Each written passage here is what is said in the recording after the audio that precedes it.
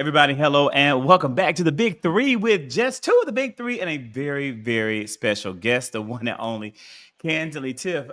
We've been gone, I think, Kenny, for what, 2 weeks? Yeah, but we were working. Y'all gotta understand, life be life, and you guys. It's not like we don't love y'all or miss y'all, but child, we were from pillar to damn post. Pillar to post, but look, we back. We got everybody in the mix. We got all the folks. Y'all, look, I'm going to try my best never to miss another Wednesday. The only time we have to miss a Wednesday is when we're literally not here. So the Wednesday, the first week, we've been out for 2 weeks. The first week we were with VP. Literally, people, Vice President Kamala Harris asked for a small number of people to support her in the emerge to give the real story because we don't know what the media is going to give, and we did the best we could, and I think we did well. Kenny went mega viral. Kenny took the shit and went boots on the ground. Oh yeah, and I wanted to, share something with the folks, for my K High folks, my Tell live with the K High. shit. We still here, child. We still alive, but I wanted to show y'all what she did for me. So with the fan that she Hold gave on, me Kenny. Wait, let back, me make you big. Hold up, bitch. it made me big, so the people Show can the see. people. So with Show the the fan. people. I'm gonna show y'all just a second. So with the fan that she gave me when for her pride, she wrote a personal thing for me about thank you, my dear darling Kenny, for all that you Oh, do. Love Kamala. So she just signed it for me and wrote a personal thing. So this that's so is being sweet. put away. Okay, I'm gonna put it in glass, okay, because I can't use that fan. Thanks to Zach, I got a new one. Kenny Yeah, didn't you have. need to like put that away somewhere special in a case or something, Kenny. Yeah, this is very special to me. I'm glad that she said to my darling Kenny, and it was great. It's like a family. It's really like family. Every time I'm with her, she shows her much appreciation, especially to our K High family, and knowing that we've been through it, and even though things didn't go the way we wanted to, we still out here in the streets fighting for what's right. But wait a Damn right. minute, baby. They already recognized the background. They recognize He's official now. He's official. she Okay. is official as hell. Kenny has the Look, official too raw, too real background. New look, so I'm camera. sitting Who on this. this? Look, I had to do a few things. I'm trying to get into this full content creator mode. I had to do a little investment because I know y'all was talking about me on my little blue couch. Okay, now I'm sitting in the yellow couch. Okay. No, right. Kenny has a whole fucking set. Kenny has a whole set. I love the set. I think you gotta let us know in the comments what you think about it. This is Kenny said. Kenny said he wasn't gonna start doing his nightly show until he get his shit right, and so he got that shit right. Uh, That's Kenny, right. I Again, just have want to say listen, that background, I've been noticing it for like the last like couple of days, what, when you've been putting out these videos, and I'm like, look at what Kenny got there. But no, we are so proud of you. I just wanted to, on behalf of like the K Hive, we are so proud of you for all you have, accomplished and what you will continue to accomplish. And listen, even my daughter reached out to me and she was like, I saw your friend. He was doing the boots on the. I said, look, everybody, now you my friend. You know how these families work. You're my friend. So my dad reached out. He's like, I saw your friend. So you were going all around, Kenny. And listen, Callie said Kenny was having a good time with VP and she was getting it. I was like, yes, she was. So we're proud of you, Kenny. I just want you to know that. I appreciate you guys. Thank you so much. My heart is so full. you know what, right? Kenny, your stock just shot up. I agree. Yesterday's price is not today. Today's price is not yesterday's price. For Kenny, and I shout it out and say it. And I'm gonna tell you right here, motherfuckers, it ain't yesterday's price, ain't Zach's price any motherfucking mo. Right now, my black ass man, I went viral on no fucking boots on the ground because I ain't got no boots to put on no fucking ground. Yeah, I know I ain't got no Oh, we goddamn saw you do shoes. the boots on the ground, though. We saw you do the boots on the ground in Kenny's video. Is that Look, what you? look, look, look, look, look. We're not gonna talk about that. Horrible. Okay, he did But the look, best. I actually have a much worse video that you know what? I'm gonna post it. I'm gonna post it. I'm going to post it. And so what I'll do, I will post it. But what I will say too, I think one thing to clarify, because again, we're very fortunate that we were, invited to this opportunity and we took it. We last week were invited to the leftist conference that the social media is now identified like the left, and it wasn't left at all. I Because mean, come on now. We are articles pretty have been clever. written about the leftist conference that we went to that was invite only, but it really wasn't. But I was very fortunate to have opportunities to interview members of Congress, and the only reason I'm saying that today's price isn't yesterday's price isn't because I have the followers or the numbers or the metrics or even the fan per se base, but it's not those things. And for those of you on social media who are thinking about doing this or thinking about getting started on it, I want to tell you those things don't matter as much as you may think. They're wonderful to have, but what really matters is who watches your content. Is the people, if only one person who sees your content is a person who believes in your content, doors can open for you. So if you're out there and you're not getting the views or you're not getting the likes, continue to do the work, because at the end of the day, I promise you guys, the work will pay off. The work will pay off. Now we're going to jump right into it, but we want to answer some questions. Yes, Brian is okay. He is taking a break as some things he's dealing with, some family things, some relatives, and so he's taking some time off. And hopefully, Brian will be coming back to us and joining us as soon as he is ready. The one thing about Mentally Divine is that Mentally Divine is going to take care of his mental health, as he should, as we all should. May is Mental Health Awareness Month, and it's important that we prioritize our mental health, even though I find that many Black men don't. Absolutely. Thank you for watching me on Rolling Martin. When you see me on Rolling Martin, shout me out. I do love to be on the show. It's a great experience. And I plan to support Rolling as much as I can and as often as I can. And Tiff, everyone you guys shout out after shout out after shout out, girl. They love you. Tiff is here with us this week. Tiff will be hopefully with us also next week with 2 other surprise guests, because Kenny will be in Bermuda. That's the week. The Kenny's on vacation, right? Is it 2 weeks or just 1 week, Kenny?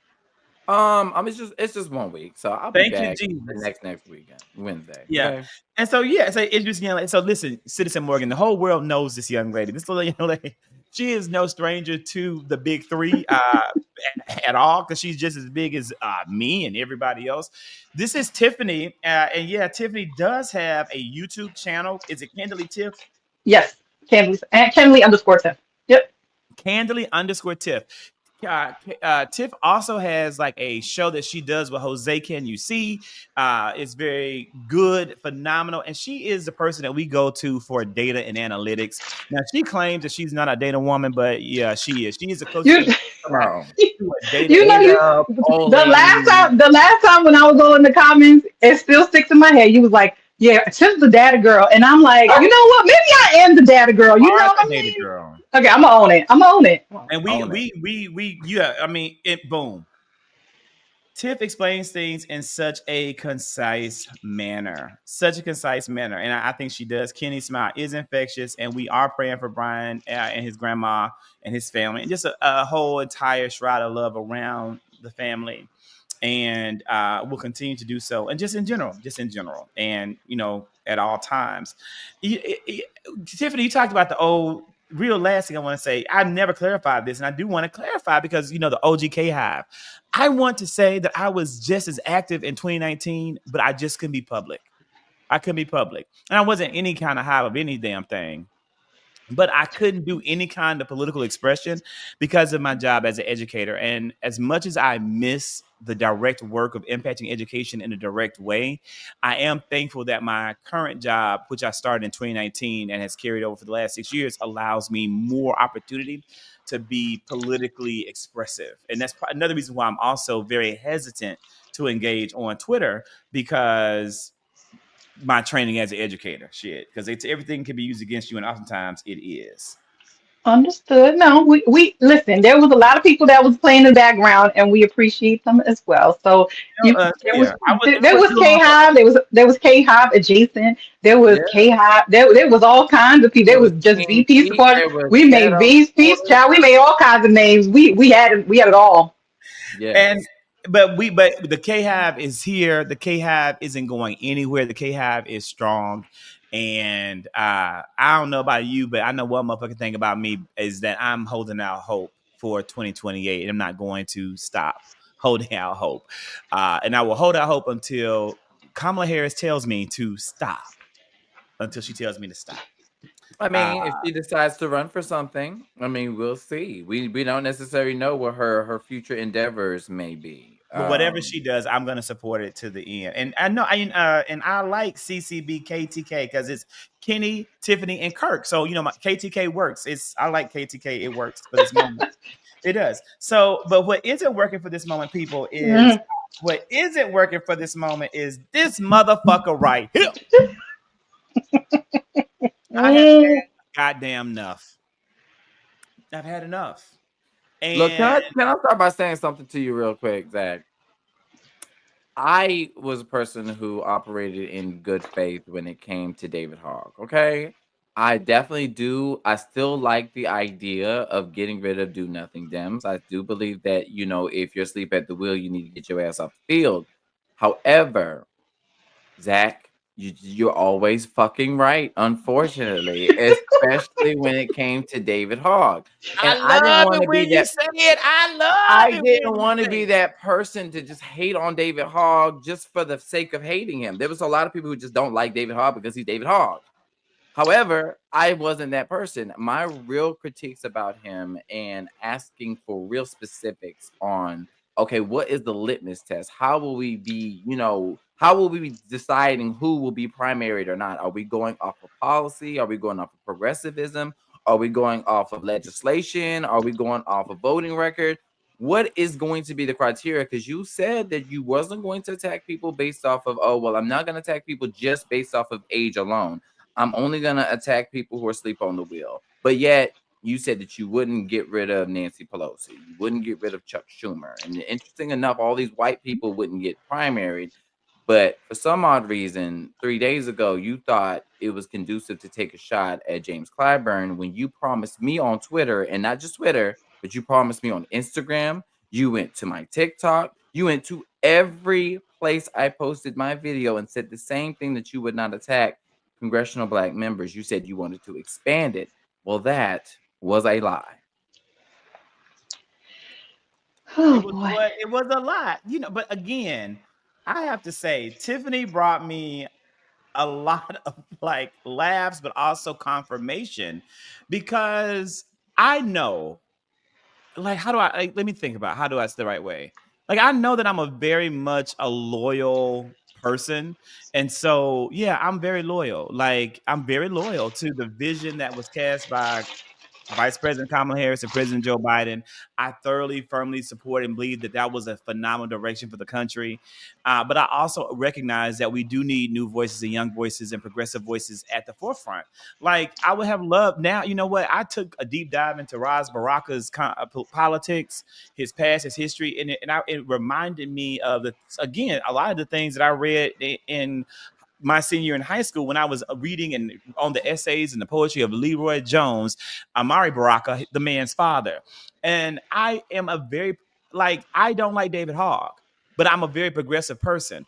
And so there's a lot of dissonance that I'm having internally when I'm hearing these like far leftists say certain things when I identify as someone who's all about liberatory work, about abolition. I believe in these things. I want to see these things happen. The dissonance is how the things happen. And I know how they don't happen is infighting within the party. It's publicly making a fool of yourself while you're trying to shame the people that you have aligned yourself with. And so, Tiffany, you talked about this a lot online. What conclusions have you come to?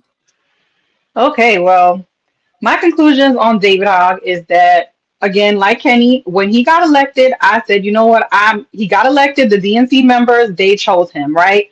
I left it alone. I told people. I remember I was on my way to Jamaica, and I said, leave it alone, let it be. And I didn't say anything about him. People were even like a month after, they were talking about his pack, and I was like, you know what? I'm gonna leave it, and I'm not gonna say nothing.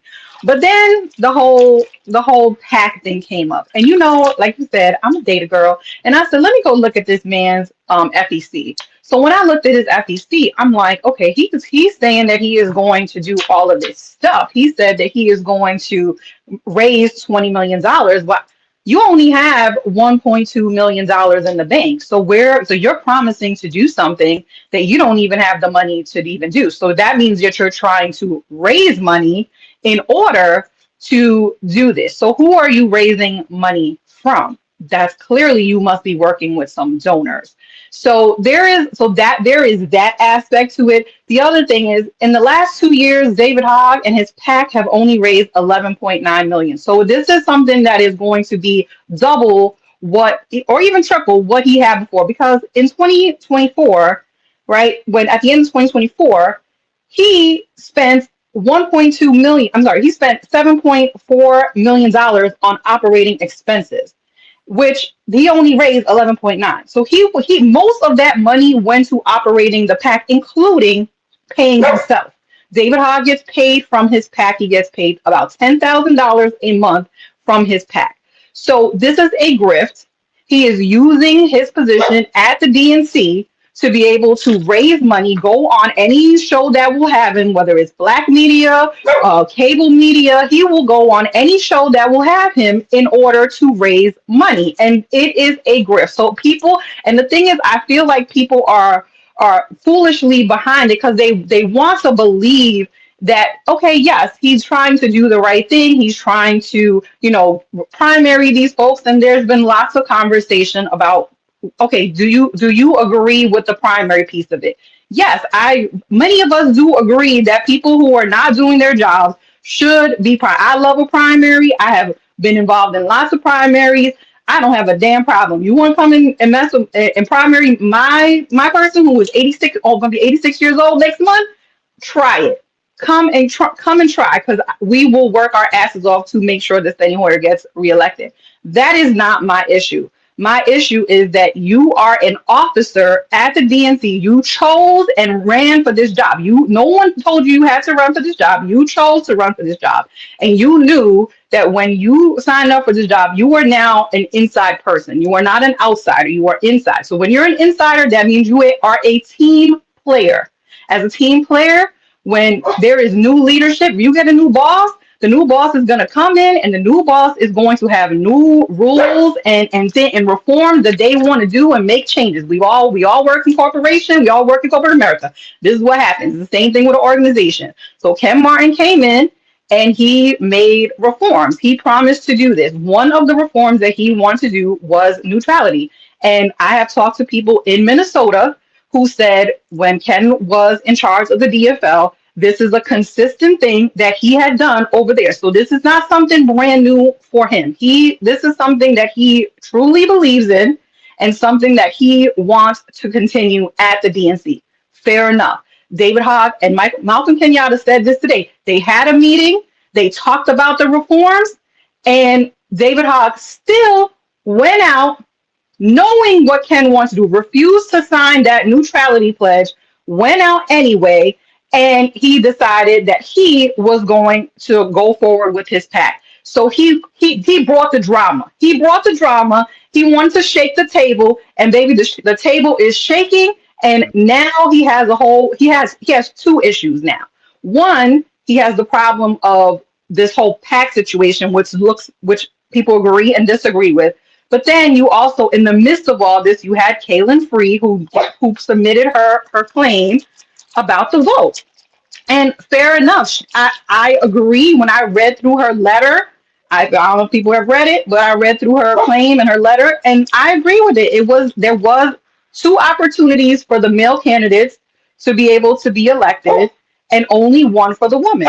And there were three women, and the votes were the votes. But Malcolm, he has every right to be pissed off. He got the majority, the 200 and whatever votes. So he has every right to be mad. And I thought today you got it pulled up right there. He went in. Yeah. Let's child. Of topics. I know that there are folks at home right now who are genuinely asking. Down the street from where we are, Republicans are cutting Medicare, Medicaid, are putting us in a position where the modern day social safety net is going to be shredded, all so that they can make room to fund tax breaks for billionaires and millionaires across this country. That's what we should be talking about. But if we are going to talk about internal Democratic Party nonsense, we have to at least do it honestly. And the problem I have, and I talked about it online, and we'll talk about it in some detail today, is that David has such a casual relationship with the truth. He understands, like I understand, that this complaint about the procedural mechanisms of the election was filed back in February. The only reason it's being heard now is because of the due process standards that we have within the Democratic Party, where the person who filed the complaint gets an opportunity to put forward evidence, to put forward her claim. We then get 30 days to respond to her. Then there has to have a meeting set up. And so... My bad. When I saw David's statement, aligning this with this myth that he has been the target of, some Democratic Party smear campaign against him, it really frustrated me. And I was in a position where, as much as I don't want to feed into Democrat versus Democrat, nonsense when we have very serious things happening in the country, I cannot allow him to continue to go out and say things that he knows not to be the truth. And so to put out a statement like the one he put out, when he received information about this challenge well before he made any announcement about Leaders We Deserve, is to say to all these people who are listening to him and looking to him to be a voice of honesty in this moment, people have to question that. He's not telling the truth. And I'm going to be here today, unfortunately, to correct that record.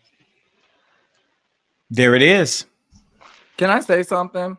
Yeah, when absolutely. it comes to Malcolm Kenyatta, and here's the thing that we know, this is how I know that Malcolm Kenyatta isn't lying. When it comes to David Hogg, he went on Bill Maher's show, and he even actually brought up the gender neutrality agreement and how that was a factor. And he said that it should be removed because why? She filed that report, and he knew that his job was possibly going to be at risk. That's the truth. And it's the fact that he's trying to frame it as the DNC's after me because I have the super PAC and I'm going to, challenge corporate Dems. That's just a lie. You even said it yourself on Bill Maher. You low-key just dry snitched on yourself. Mm-hmm. And Tiff, when you're talking about the other neutrality agreement that they also signed when it comes to not preferring other candidates over each other, because as the DNC chair, your job is to make sure Democrats are elected and that they have free and fair primaries and elections. That's the goal of the DNC. You did an excellent video, and I would love for you to, kind of like briefly go over that on why they have this neutrality agreement, because of what? Well, there shouldn't be favoritism. I mean, it's a very simple thing. A DNC officer should not be playing favorites with candidates. I mean, at the end, okay, so the thing is, everybody knows who Isaiah Martin is. He's running, right? He's running in his race. There are multiple candidates that are running. There are like 6 candidates running in that race. David Hogg is slick because David Hogg is backing one of the candidates in that race. He has sent him 35. Again, I'll be up in those FECs. He gave that person $3,500. And my thing is, so now I tell Isaiah this, and Isaiah knows this. It's not about Gen Z. That person is older than all the other candidates. That person is technically like the more establishment candidate, even though the person is progressive. All of them are progressive in that race. And so how do you explain that as a DNC officer, that you have now picked somebody to support in this race when there are other candidates? That is, no matter how you want to spin it, that is favoritism. Okay. And no person at the DNC should be playing favorites. And I am not with that. So people didn't understand it until I gave that example of how that worked. And I don't think that's fair. I think that it's bullshit because he has no business being in the primaries. I personally, he said this yesterday on Simone Sanders about state parties and the fact that they're involved in primaries. No, I don't think state parties should be involved in primaries either. I mean, we can have a whole conversation. We want to talk about reforms. We can have a conversation about reforms at the state level. But David Hogg doesn't want to have that real conversation, because a lot of times when people are playing these kind of games, there are donors involved. Let's be real about this. And David, at the end of the day, he is getting money from someone else. Okay, he is not funding his own PAC. He is getting money from donors. And you're saying you're going to raise $20 million. Guess what? That's not coming from $5, $6, $10 checks. That's coming from people with big money.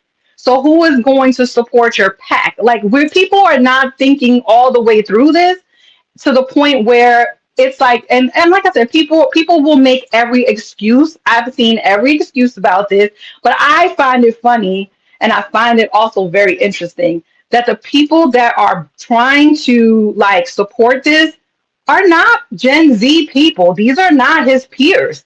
These are not even millennials. There are some, but the majority of people who have come at me, come said whatever to other people, they are white women who are protecting him and saying, "Oh, well, leave David alone. Let him do whatever he wants to do. We want these primaries." But I don't hear people that are his peers, like an Isaiah and Olivia and Harry Sison. Where are all his March for Lives people? Where are they? They don't mess with him. That's why, because they know that he is a problem. But this is what David wants to do. So David's going to do what David wants to do. And as he said yesterday on on the weeknight, all these young people are coming up to him and telling him he's doing a great job. And I mean, it's very egotistical the way he speaks, and it's very frustrating to hear. If you, I know you got that clip, but on the weeknight tonight, Malcolm really went in about this because Simone asked him some really good questions, and she asked him about all of this, and he was very honest. My thing with Malcolm is that I hope he doesn't get punished for speaking the truth, because people are shady, and I hope that they accept his truth about this, because if anything, David is not a victim. David is Malcolm is more of Malcolm is probably more of the victim to this than anything, because he's caught in the middle of it. Out in the middle. But he's caught in the middle, and it sucks.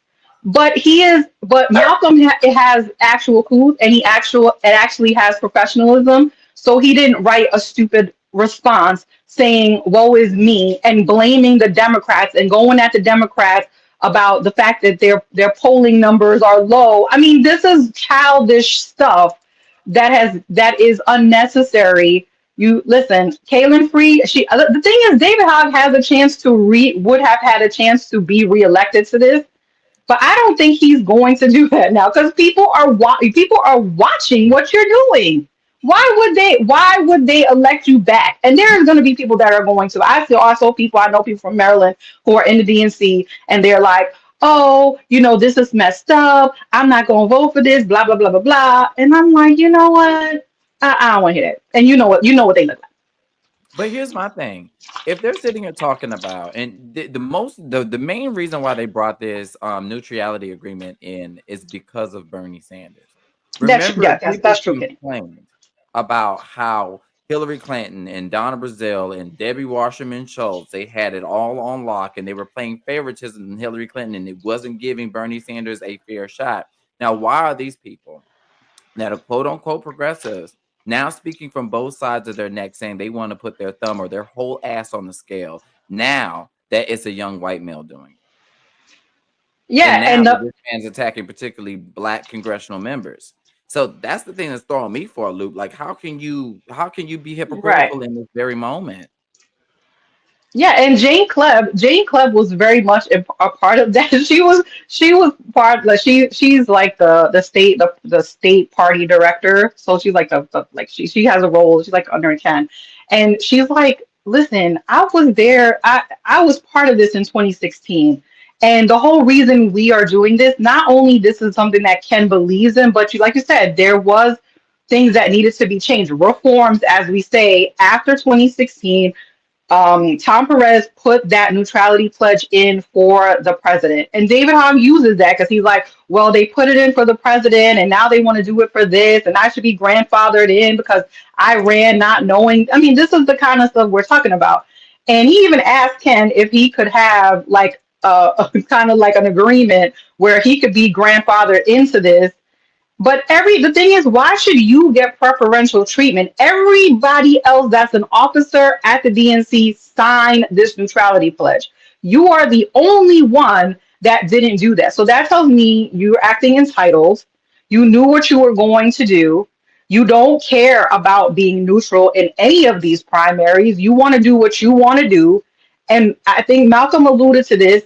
David is trying to use this and to the people. Think about it. If he backs you, then you are somewhat indebted to him, right? Because Mm-hmm. now he gave you 400,000 dollars. I've seen this before in my own state with David Trone. I have seen this with people who have some type of money to use, and now they kind of control all the things. Is all projection, because the things that all of these Bernie people complain about, corporate zoners and big Money and big money, money influences. yes, Yeah. and neutrality and fairness. Apparently, those things no longer apply when it comes to David Hogg, or the fact that three women were disadvantaged with that vote, and people are like totally dismissing it, like who cares, like whatever, they're being mean to David Hogg. Okay, but you do realize that three women were disadvantaged, right? And you're Talk about saying you don't care. And how is that fair to them? I watched that vote. It was a hot ass mess. It really was. I was packing to go to Jamaica that night, and I was watching it, and I was like, what the hell is happening here, when Jamie was giving the instructions on what to do. it. Mm-hmm. Now they should have objected to it on the floor. And I don't think people really understand like the way the DNC actually works. People like they have this perception, or they have this idea of what the DNC does and how it works. But in reality, it is still an organization. That vote was the last vote, the David Hogg vote and Malcolm Kenyatta vote was the last vote of the night, which was 9 hours after they started. So you're talking people were ready to go home at They that were point, tired. and It's they it's were tired, frustrated, and they were over it. That's no excuse. The DNC should have gotten it right. They should have done it correctly. But how do you walk away from that and say, and I watched the hearing. How do you called me while I was watching it, and I went back to it, and I'm like, how do you walk away from this and say? And Christine Pelosi, she was the one who put in the first resolution. The first resolution was to just basically make this go away. And I was like, ma'am, no. But nine people, it was a small committee. Nine people said, no, we're not making this go away. The expert that was there was amazing. They gave all of the information, laid it out. Malcolm had a representative. Um, uh, Jane, I'm sorry, what's her name? Kaylin had a representative, and David had a representative. So it was done fairly. Everybody heard all sides. It was a debate. They voted. Then they were like, you know what, we're gonna have to move forward with this, and we're gonna do this revote. The five people will get to go back, and like I said, David Hogg had an opportunity to be able to go back and get elected. But I don't know what his plan is going forward. You cannot keep going on TV and attacking Democrats and But think that's that the whole Democrats are going to shtick. elect you back. But that's the whole shtick. That's the part of the grift. Right Right. now, a lot of people are dissatisfied with the Democratic Party, rightfully so, because we made some stupid mistakes. We haven't really listened to the people. But as somebody who's going to be vice DNC chair, my job is to promote the party.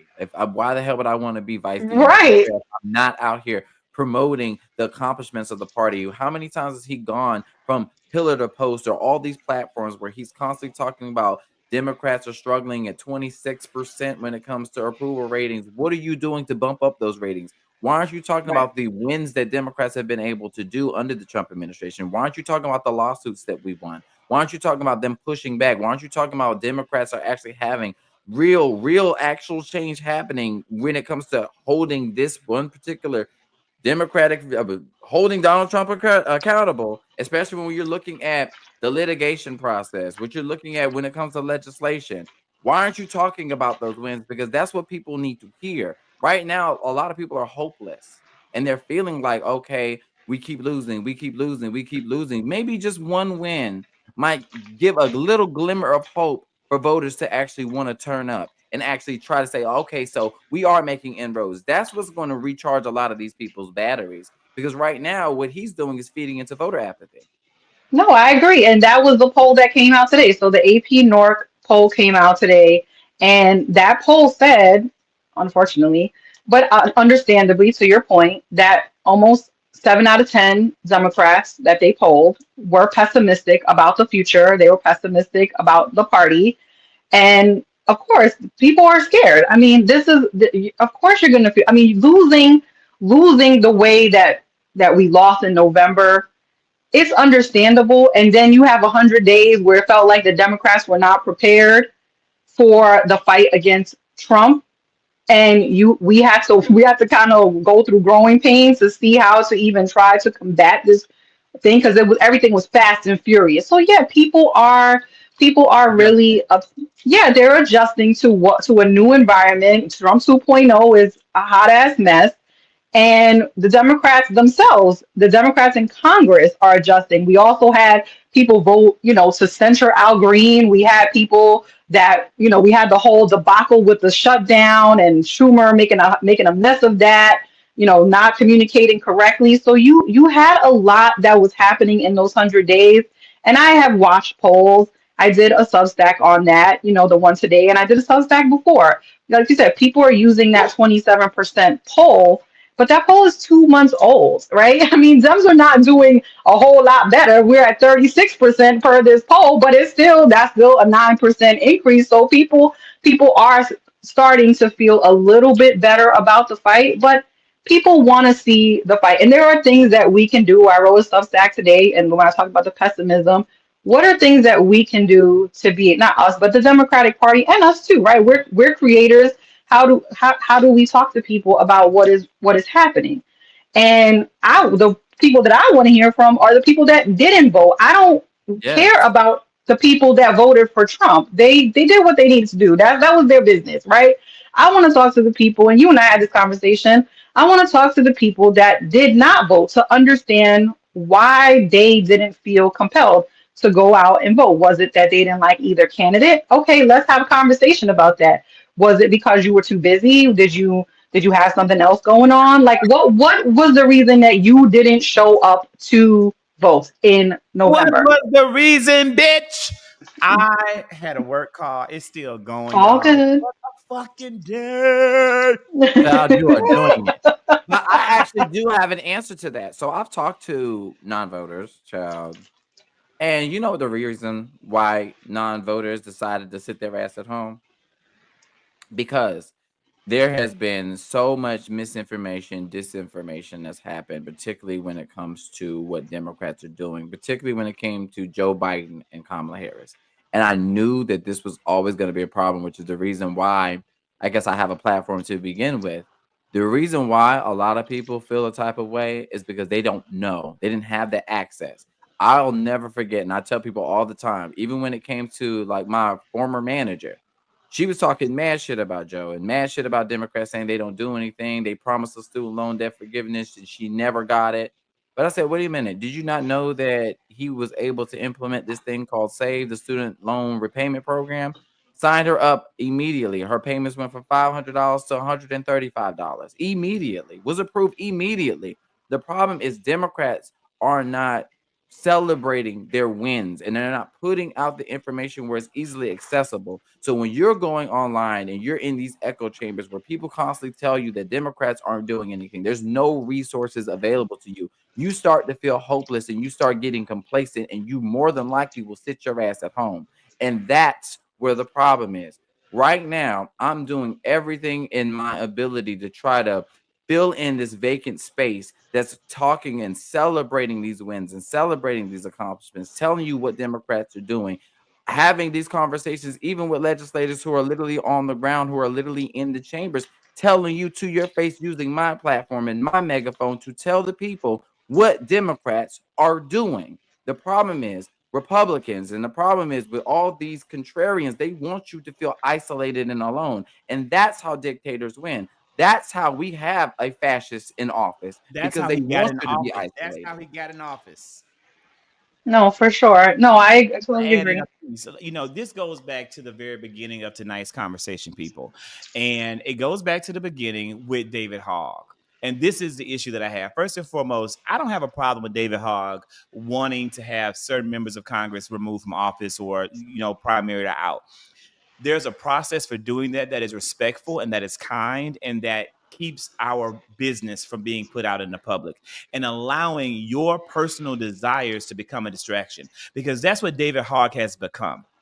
This week, the news cycle should be dominated by the cuts that Republicans want to make to Medicaid, to the cuts that Republicans want to make to Social Security, to the cuts and the elimination of SNAP benefits for families who are facing harder times than they experienced in years. That should be the focus of the news cycle. But the news cycle, because they're not concerned about the American people, are focusing on a goddamn plane from Qatar, and they're focused on stupid ass David Hogg. David Hogg got on national television, on a national platform, on a heavily watched show, and instead of using that platform to attack and go after the motherfucking enemy, he sat his ass up there and attacked Democrats. That is the problem with David Hogg, and that is a problem with all of the media and the setup and all the distractions, is because when they have a chance to do exactly what Kenny just said they should be doing, telling the story, touting the wins, hitting hard against the opposition, they're choosing to sit their asses up here and attack other Democrats. And not only that, but some of them are falling into media traps. There is no reason for anyone to ask Representative Jasmine Crockett a motherfucking thing about Kamala Harris losing this election and why she should have lost. There is no reason somebody should be asking Amy fucking Klobuchar about the 2024 election.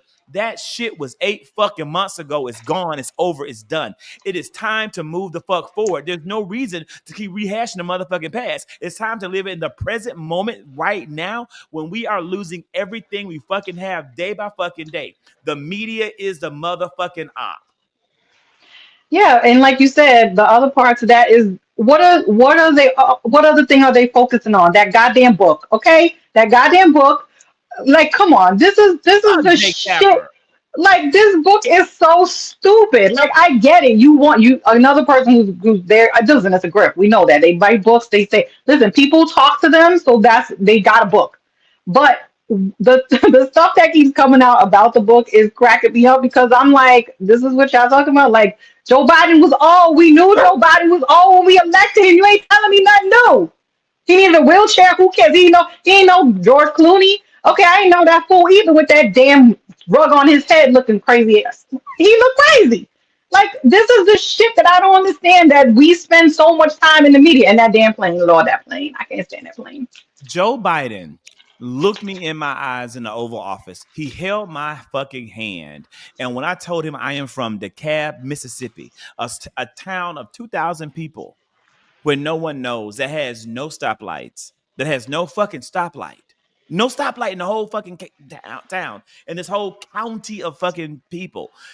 This man recalled that John C. Stennis was from my hometown, a man that none of you probably ever fucking heard of. And he was a representative from Mississippi for a long time in Congress.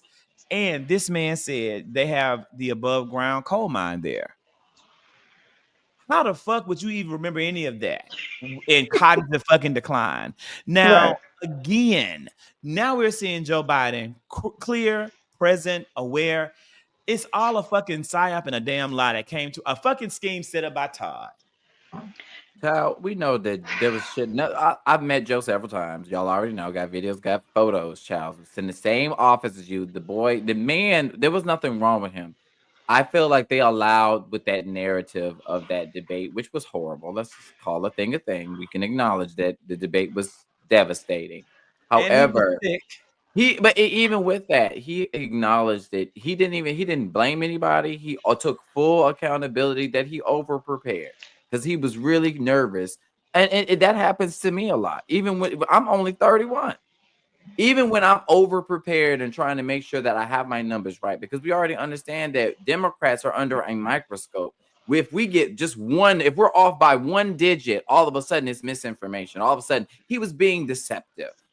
So Joe was trying his best to make sure that he had his facts right, his numbers correct, and his heart was in the right place. While you had Donald Trump, who told a whole pack of lies confidently, and he got all the worship for lying on a debate stage. And the media did it. It was night and day difference in how the media approached these two men, and it's still night and day difference in how the media is portraying them. But again, for me, as someone who just wasn't as present online until 2020, I'm learning how the game is being played from the media perspective, and I'm watching them change in real time. And I'm also watching how the bots move and how the focus moves and how all that happens so we can be better, at combating it in the years to come. Right now, the main thing to combat people is these cuts that are coming up to Medicaid and Medicare. And this is Congressman, I think it's Landsman, who did a great job of breaking this down. I want everyone to really hone in on this. All right, so the bill to cut health care to pay for tax cuts for the super wealthy is out. We've reviewed the bill, and we now know how they're going to cut your health care. Their bill calls for these 7 cuts. Number 1, they're going to require low-income families that are already struggling to pay all their bills, they're going to require them to pay extra every time they see a doctor. Number 2, they're adding all of this paperwork and red tape to make it harder for people to get their health care. This all has to do with what they're calling work requirements, even though they know everybody who can work is already working. They've tried this in multiple states. The only way they get the money they need to pay for the tax cuts if people who are eligible for healthcare never get it because of the paperwork and red tape. Number 3, they're trying to kill the Affordable Care Act again. They're just using a different tactic. They're trying to take away subsidies for about 5 million people. 5 million people will lose their healthcare because they can no longer pay for it in the marketplace. Number 4, this is a huge one. They are shifting the cost of Medicaid to states that can't afford it. And then they're saying you cannot use the provider tax to raise revenue. So they're essentially giving them the ball and then tying both hands behind their back and saying, oh, we dropped the ball. I guess we'll save a ton of money and we don't have to provide healthcare for hundreds of thousands, if not millions of people. Number 5, they're getting rid of what's called retroactive coverage, meaning that, if you're in a nursing home or need emergency services, you get retroactive care. Not anymore. It will hurt a ton of people. Even though you can't use Medicaid for abortion care, they're going to take Medicaid and say you can't use it for anything at Planned Parenthood. Not for mammograms, not for birth control for men and women, not for STD testing for men and women. You can't use it for any health care at Planned Parenthood. And number 7, they're reducing the minimum number of nurses at nursing homes. When you add all this up, it is at least 13 to 14 million people who are going to lose their health care, probably more. There is overwhelming bipartisan support for tax relief for working people, small businesses, farmers, the middle class. The only thing we disagree on is tax cuts for the super wealthy. This is a fight that is about life and death. That's how we're approaching it, because people will die if they lose their health care. People will die. That is Representative Greg Landsman from the great state of Ohio. Great video. It's reminiscent of when Sarah Palin was talking about death panels. It sounds like they're literally trying to strip away healthcare from the most vulnerable among us. And then also, what's also kind of concerning, because with David Hogg, it's all intertwined, child. Just follow me. When people are talking about they want to get laid, and apparently it's the Democratic Party's job to get laid, and I guess it's more appealing to go with Republicans because that's the party of sex, drugs, and rock and roll, right?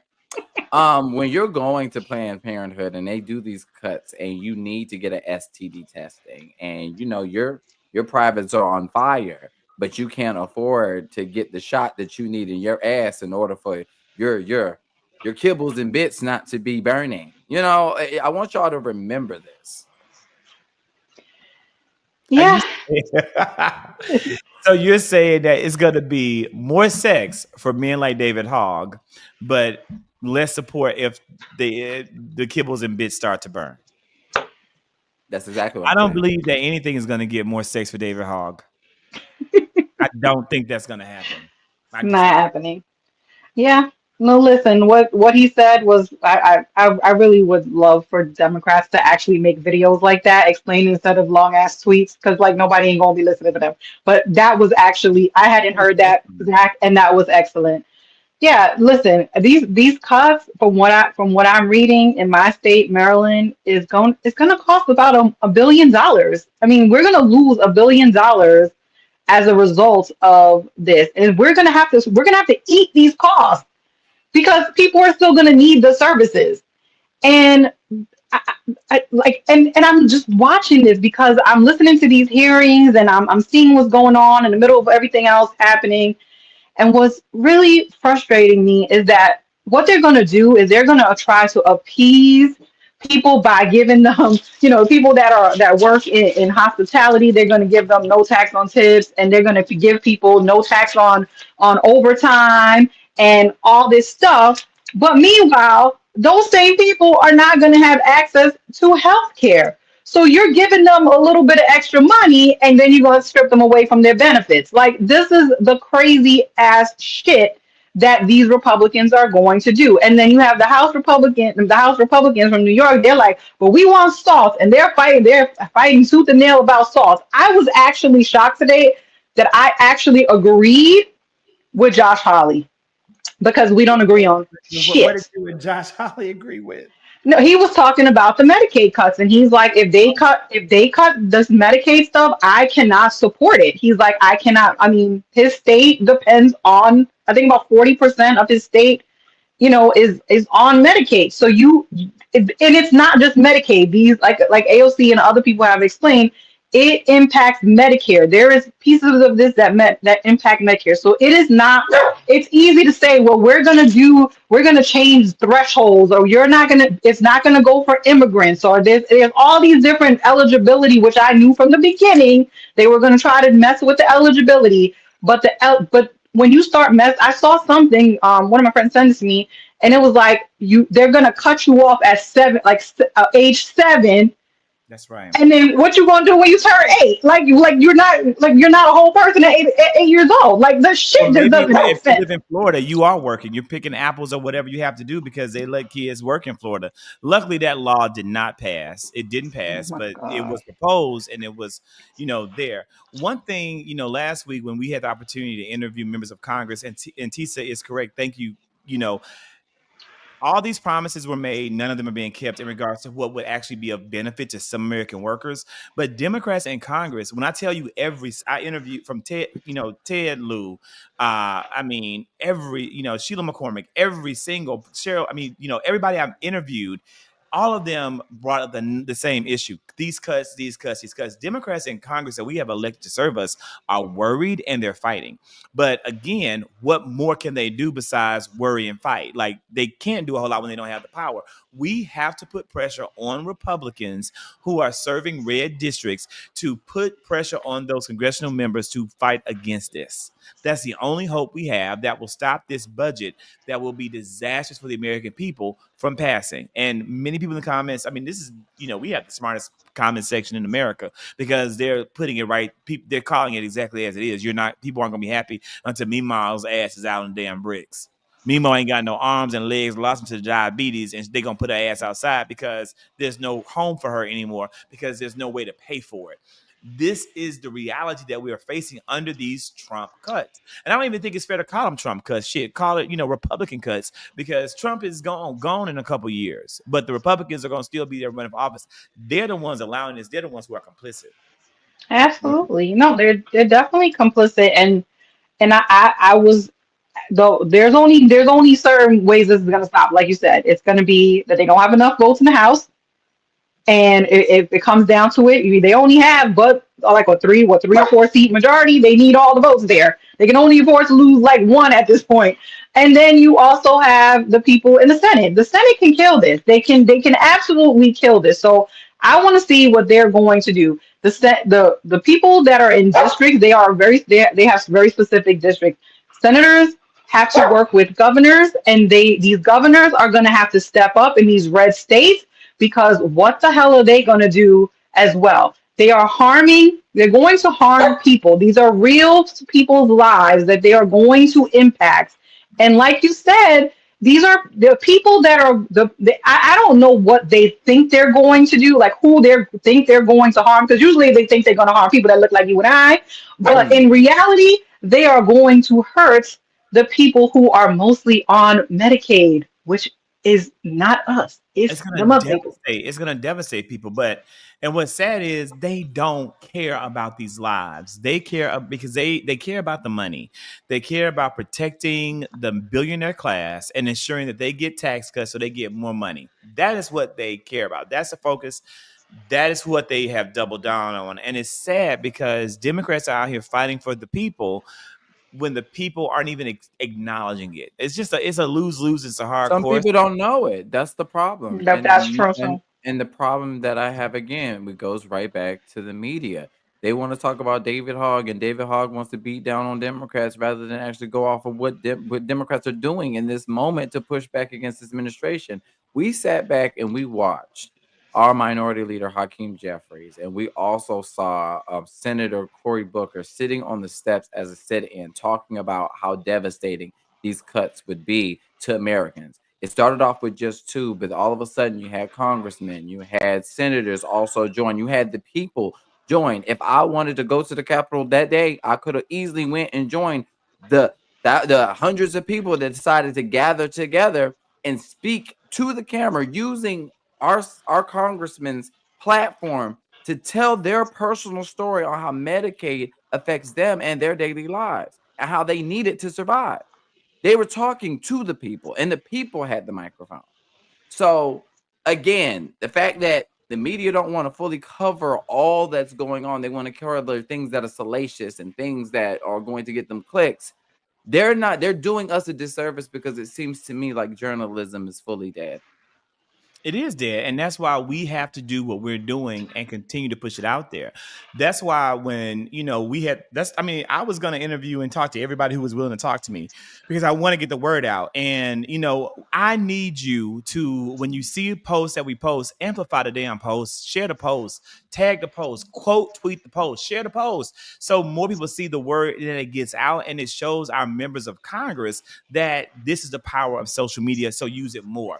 Because people are still counting on legacy media to do their job, and they have told you time and time again they don't give a damn. All they care about are likes, clicks, views, ratings, and whoever is funding and putting money in their pocket. That's the focus. That's the priority. Now I promised Kenny I would not go over an hour. We are at 56 minutes, so we're getting ready to wrap up because Kenny has to pack to take his ass to Bermuda. Tiffany, are you free to join me next weekend? Yes. Next Wednesday. Yes. I can definitely join on Wednesday. But you don't need to wait until Wednesday to get your fix of Candidly Tiff. Candidly_Tiff is her YouTube. You also can follow her on TikTok. And on TikTok, it's not Same name. 30, is it? No, it's a same thing. Candidly_Tiff. Yep. All platforms, Candidly_Tiff. And so while Kenny's in Bermuda, he will not be watching. He will not be thinking about us. He was going to be completely vacated. But we will still have a show because we're in the home stretch of like a very critical and crucial fucking time. But y'all pray for me while I'm out in Bermuda because, child, if I fall in that triangle, I'm gonna tell y'all won't see me back till midterms. I'll make a way to come back for the midterms. But other than that, I don't believe in taking my ass to no. Let me tell you something. I'm not going to Bermuda ever. Why? You're gonna be fine. It's gonna be a great time for you. You're gonna have a time in your life. You and Danny are gonna have. I mean, it's gonna be just Danny, and Kenny, and all that y'all do. But I'm not going. Just because it's Bermuda. I don't play any games. I don't risk a thing. Are you going on a cruise? Yeah. Are you going on? Okay. Hey. I'm gonna be cruising. Are you gonna be living it up? I'm gonna be coming back a whole different person. He gonna be leading the boots on the ground on the cruise. We're gonna see Kenny going viral because somebody's gonna video him. You have a great time, Kenny. You're gonna have a great time. Carry all the fans. I'm just telling you, I don't take no risk. I don't skydive. I don't do that either. I don't do no risk activities at all. I rarely speed, and I rarely speed. I'm very cautious. We're gonna call you cautious Zach. No, that's a lie. He's lying to y'all. When I was in Atlanta and he was driving around, I was scared for my life, y'all. I was holding on to the seatbelt. You know how the little arm thing where you hang things? I was holding on for my life. Zach is speed racer in Atlanta. Okay, he be like, I know a different race. I know how to get around the city, but it's gonna be at the speed limit. And I know, and that's not even like a joke. Like I'm telling a joke, like no, for real. Like it's like I'm notoriously known for like not speeding, especially when I had an ex who loved to speed. And you better be damn glad too. I'm not going to no Newark. I'm never going to Newark again. No, I'm not going to fly into the airport. Listen, not even Sean Duffy, the goddamn guy who runs whatever he is. I don't even know what he runs anymore. The transportation committee. He said he will send his wife to LaGuardia. Child, he ain't even sending his wife to Newark. What kind of crazy shit is this? My sister lives on the path of Newark, like she lives on the flight path, and I'm just like, Lord have mercy. One of these planes falls, the sky is gonna be a wrap. I mean, it is very dangerous, and I'm really like not understanding what's happening. But whatever, child. We're in Yeah, hell, you no guys. risk. Now, and then Kenny, I'll be out the second week in June, but you will hopefully carry the show. We don't want to miss a week. We got too much going. Hopefully Brian will be back by then and I will be well. Thank you so much. TPM says a great show. We are wrapping up. I do want you guys to please, if you haven't yet made note to watch Brian's show, he is going to try his best every week to still do his Tuesday night live broadcast on the Mentally Divine channel. So he is going to still try to do that because Brian's a full-time content creator. So he's still going to try to do as much work as he can at this time. So please watch that. Again, subscribe to Tiff. And Kenny is getting ready. I don't know, what night he's going to be, but he's going to pop that ass up on that brand new yellow couch and the green wall. Now, tomorrow night is Down to the Dinner Party. So if you haven't caught that, you can go on my channel, look and scroll under the live tab to see those episodes. It was a great episode with the gay dating coach. It was very good. I love that. I learned a lot. That was a good episode. Then I had a great episode with my Black self about Black mental health and Black mental awareness. Tomorrow night, I will have YouTubers, VN Low of the VN Low Show. They are a couple. They're engaged. And we're going to just talk about, what is it like when you are a young millennial, early Gen Z, you're engaged to be married. They have a business together. They have a lot going on. I think it's going to be a really funny, lighthearted, but meaningful show. So that'll be tomorrow night at 10 o'clock. We got anything else happening? No. I'll see y'all when I see you. And if Have fun, Kenny. if I end up in an alternate universe where Kamala Harris is president, child, y'all will never see me Bitch, again. find okay? a way to bring my fuck that. No, bitch. Find a way to. Let me tell you something. It's an alternate universe right there. That motherfucking Bermuda Triangle zap your ass over there. You motherfucking find a goddamn way to zap me too. You find a damn way to get me a message. You better come rescue us, child. Just like them hoes did in that I'm like, motherfucking look, show it sucks Lost. for them. Y'all remember that show Lost? And they found a way. You had motherfucking polar bears in the goddamn island. You had the goddamn Dharma Initiative. You find a way to get my ass over there. Everything. Let me tell you something. I'll send you a letter. We're in the upside, in the better world, in the better day, in the good place. Kamala is president. Oh my God. Kamala's president. I still have my relationship. The people I've lost since 2021 are still here. It's just a better fucking day. And you get my things aren't falling from the sky. Woo! People still have their health care, or not worried about if they're going to lose their Medicare. Come on now. That's the life. People got $25,000 motherfucking credits to build houses. Okay. People who have not owned a home now own a home, or on their path and on their way to owning a home. Small businesses that were on the verge of closure have gotten loans and grants to keep the businesses going. Ain't nobody complaining about DEI because they realize that it makes the world a better place. Pride events across the country are not sitting here starved and strapped for funds because we have let go of the transphobic bullshit, because America realized doubling down and attacking trans people is not the answer. It's a motherfucking better day. Get me over there to the good place. Word. And with that being said, we will see you all when? Next week. Bye, guys.